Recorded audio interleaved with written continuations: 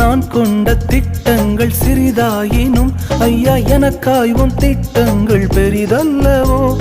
புழுதியில் இருந்து என்னை உயர்த்தினீரே, ராஜாக்களோடு அமர்த்தினீரே.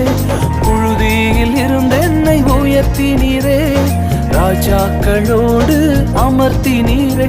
உந்தன் கிருபைகளை எண்ணி நான் பாடுவேன், உந்தன் மகிமைதனை தினம் நான் ருசிப்பேன். அல்லேலுயா அல்லேலுயா அல்லேலுயா அல்லேலுயா.